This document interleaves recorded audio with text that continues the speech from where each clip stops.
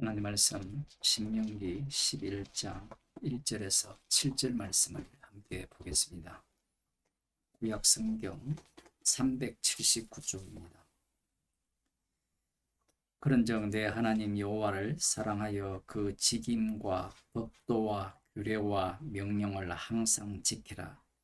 너희의 자녀는 알지도 못하고 보지도 못하였으나 너희가 오늘날 기억할 것은 너희 하나님 여호와의 징계와 그 위엄과 그 강한 손과 펴신 팔과 애굽에서 그 왕 바로와 그 전국에 행하신 이적과 기사와 또 여호와께서 애굽 군대와 그 말과 그 병거에 행하신 일 곧 그들이 너희를 따를 때에 홍해 물로 그들을 덮어 멸하사 오늘까지 이른 것과 또 너희가 이곳에 이르기까지 광야에서 너희에게 행하신 일과 로벤 자손 엘리압의 아들 다단과 아비람에게 하신 일 곧 온 이스라엘의 한가운데서 땅으로 입을 열어서 그들과 그 가족과 그 장막과 그를 따르는 모든 생물을 삼키게 하신 일이라.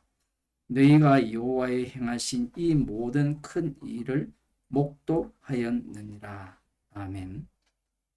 10장 22절에 보면 여호와께서 그 애굽에 내려간 이스라엘의 열조가 70명이었는데 이 70명을 하늘의 별과 같이 많게 하셨고 그들을 약속의 땅으로 인도하신다라고 말씀합니다.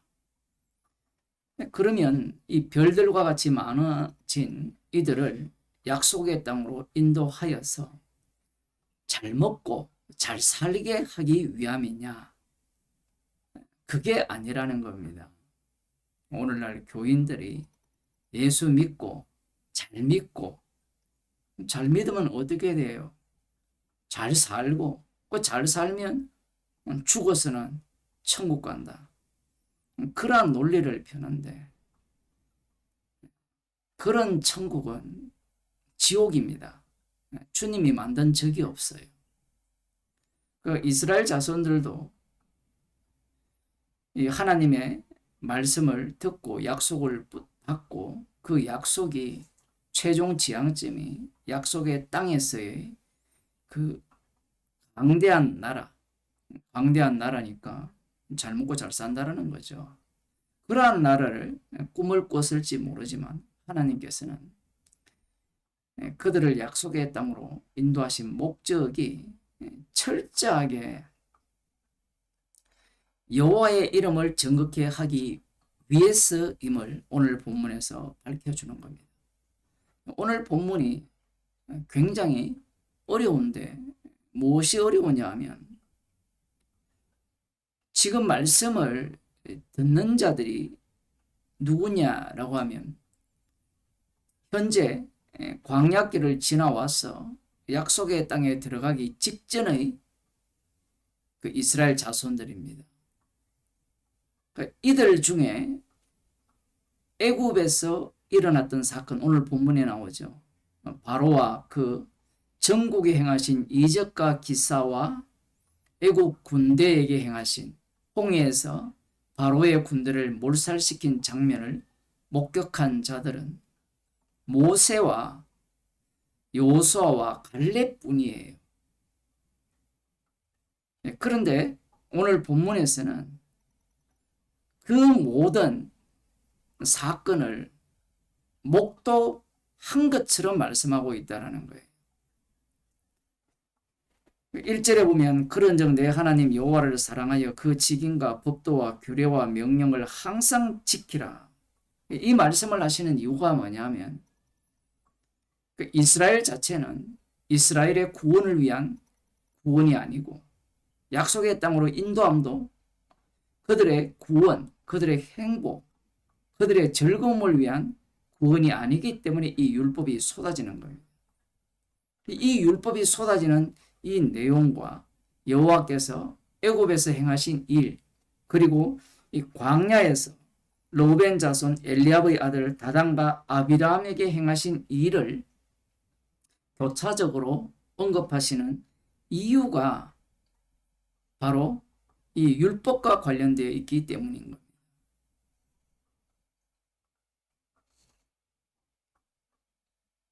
2절에 보면 너희의 자녀는 알지도 못하고 보지도 못하였으나 이렇게 번역되어 있는데 다른 번역본들은 이것을 알지도 못하고 보지 못한 너희 자녀들에게 하는 말이 아니라 너희들에게 하는 말이라는 거예요. 그런데 방금 말씀드린 바와 같이 애굽을 경험하지 못했거든요. 이미 40년 광야 생활 동안 다 진멸당했습니다. 그러면서 하나님께서 이렇게 말씀하시죠. 너희가 오늘날 기억할 것은 너희 하나님 여호와의 징계와 그 위엄과 그 강한 손과 표심팔과 애굽에서 그 왕 바로와 그 전국 행하신 이적과 기사와 또 여호와께서 애굽 군대와 그 말과 그 병거에 행하신 일 곧 그들이 너희를 따를 때에 홍해물로 그들을 덮어 멸하사 오늘까지 이른 것과 또 너희가 이곳에 이르기까지 광야에서 너희에 행하신 일과 그 끝에 보면 7절에 이 모든 큰 일을 목도하였다 이렇게 말씀해요. 보지도 않는 일에 대해서 목도했다라는 겁니다. 이렇게 말씀하시는 이유는 말씀은 항상 현재형이기 때문에 그래요. 인간의 말은 과거가 되죠. 사람들은 말씀을 만만히 보는 이유가 뭐냐면 이 말씀하실 때는 현재형이지만 지나버리면 인간의 말처럼 과거가 된다고 생각하는데 하나님의 말씀은 계속해서 말씀이에요. 그 말씀을 위해서 이스라엘 백성들이 약속의 땅으로 인도함을 받는다라는 겁니다. 이 두 가지 사건, 애굽에서의 사건과 바로왕을 진멸하는 사건과 이 다단과 아비람을 이스라엘 한가운데서 땅이 삼킨 사건, 이 두 사건을 언급하시는 이유는 앞서 말씀드린 바와 같이 하나님께서 이스라엘을 만드신 목적 때문에 그래요. 그 여호와의 이름인데 그 여호와의 이름이 창세기에서는 어떻게 나오느냐? 1장 26절부터 보면 하나님이 가라사대 우리의 형상을 따라 우리의 모양대로 우리가 사람을 만들고 그로 바다의 고기와 공중의 새와 육축과 온 땅과 땅에 기는 모든 것을 다스리게 하자 하시고 하나님이 자기 형상 곧 하나님의 형상대로 사람을 창조하시되 남자와 여자를 창조하시고 하나님이 그들에게 복을 주시며 그들에게 이르시되 생육하고 번성하여 땅에 충만하라 땅을 정복하라 바다의 고기와 공중의 새와 땅에 움직이는 모든 생물을 다스리라 하시니라. 천지를 창조하실 때 하나님의 형상대로 사람을 만드셨죠. 사람을 만들어서 하나님께서 그들을 통하여서 이 모든 것을 다스리게 하자. 그렇게 계획을 짰습니다. 이렇게 말씀하신 내용을 선악과를 먹은 우리들이 이 창세기 1장으로 들어가서 해석을 할 수 있느냐 하면 해석이 안 돼요. 왜냐하면 이미 선악과를 먹었기 때문에 이 에덴 동산 안으로 들어가서 해석할 능력이 인간에게 없습니다. 그럼 이 말씀은 어떻게 해석되느냐 하면 십자가 지신 예수님께서 어떻게 이 말씀을 이루셨는가를 보고 해석을 해야 돼요. 그래서 성경은 분명히 사람을 하나님의 형상 따라 지음을 받았다고 하셨고 그러한 언급들이 나옵니다. 노아홍수 심판 이후에도 사람을 죽이지 말라 하나님의 형상을 따라 지음을 받았다라는 언급을 하는데 그러한 말씀들에 대해서 사람들은 목사들이나 교인들이 제대로 이해를 못해요. 그래서 지금 우리를 사람을 하나님의 형상 따라 지음받았다 이렇게 주장해요. 근데 예수님은 사람을 뭘로 봅니까? 마귀 새끼로 와요. 그 다니엘서는 사람을 뭘로 봅니까? 짐승으로 보죠. 하나님의 형상이라는 말은 하나님의 형상이라는 그 요소가 담겨 있기 때문에 하나님 형상이라는 거예요. 그 자체로는 하나님 형상이 아니에요. 고린도후서 4장 4절을 보면 그리스도가 하나님 형상이라 이렇게 말씀해요. 히브리서 1장이나 골로새서 1장에서는 아들을 본체의 형상이라 이렇게 표현합니다. 그럼 그 형상이 무엇이냐라고 하면 얼굴 모양, 생김새냐.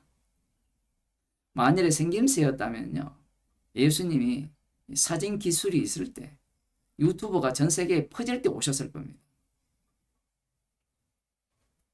생김새가 아니에요. 분명히 예수님은 피와 살을 갖고 오셨고요. 성령을 통해서 인게 되셨어요. 그러면 하나님의 형상은 어떻게 드러났느냐 할 때는 십자가에서 드러났어요. 세례받고 올라오실 때 이는 내 사랑하는 아들이요 내 기뻐하는 자라 했거든요. 십자가 지지 않는 하나님의 아들은 없습니다. 그래서 하나님의 형상은 십자가예요. 지금 하나님께서 사람을 창조하시고 온 세계에 퍼뜨리고자 하는 것은 하나님의 형상이 퍼지는 거예요. 생육하고 번성하라. 예수님께서 십자가에 달려 죽으시고 부활하셔서 하늘과 땅의 모든 권세를 내게 주셨다고 하죠. 권세를 주셨기 때문에 성도들은 땅끝까지 이르러 예수님의 증인, 십자가에 못 박은 예수를 주와 그리스도가 되게 하신 그 주와 그리스도의 증인으로 온 땅에 퍼뜨리는 겁니다. 그것이 창조 목적이죠. 따라서 이스라엘 백성들도 약속의 땅에 들어갔을 때는 그들이 증거해야 되는 것은 하나님의 형상이에요. 그걸 달리 표현하면 여호와의 이름이거든요. 그래서 하나님께서는 이 이스라엘 자손들을 별과 같이 많게 하셔서 약속의 땅으로 인도하시는데 그들에게 여호와 하나님의 직인과 법도와 규례와 명령을 항상 지키라고 명하시는 겁니다. 명하시면서 바로에 대한 심판, 애굽에 대한 심판과 다단과 아비람에 대한 심판을 언급하시는 이유가 뭐냐라고 하면 결국은 너희들은 이 율법에 의해서 심판당해야 된다는 거예요. 그것은 이미 신명기 뒤로 32장 넘어가면 다 미리 말씀을 하십니다. 그렇게 하시는 이유가 뭐냐? 인간들의 입장에서는 지킴으로 말미암아 그 심판을 면하기를 원하지만 하나님께서 이스라엘을 처음부터 만드신 목적이 창조도 마찬가지죠. 하나님의 형상의 오리지널은 십자가이신 예수님이거든요. 그 예수님을 위해 창조하셨기 때문에 첫째 창조가 깨어지는 겁니다. 마찬가지예요. 이 말씀의 세계, 하나님의 형상이신 예수 그리스도죠. 십자가를 전가하기 위해서 이스라엘은 이 말씀의 세계로 삼킴을 당해요. 이 말씀을 갖고 우리들은 바로왕처럼 강팍해 되지 말자. 다단과 아비람처럼 우리가 강팍해 되지 말자. 여호와의 심판을 면하자. 그렇게 외쳐도 그 외치는 자들이 예수님을 십자가에 못 박아 죽이는 겁니다. 우리의 행복, 우리가 꿈꾸는 천국을 위해서 예수님께서 십자가 지신 게 아니에요. 십자가의 피 흘리심의 그 피 공로만을 자랑케 하기 위해서 십자가 지시고 우리의 죄를 용서하신 거예요. 기도하겠습니다. 하나님 아버지, 하늘의 별과 같이 아브라함의 자손들을 만드시고 약속의 땅으로 인도하신 것이 그들의 즐거움과 행복을 위한 것이 아니라 그들의 권세를 누리기 위함이 아니라 하나님의 형상이신 예수 그리스도만을 전가하기 위함임을 말씀을 통하여 들려주심을 감사드립니다. 십자가 앞에서 우리가 꿈꾸는 천국이 무너지게 하시고 죄인으로 드러나게 하셔서 날마다 주님의 피 공로만을 자랑하는 주의 백성이 되게 하여 주옵소서. 예수님 이름으로 기도드리옵나이다.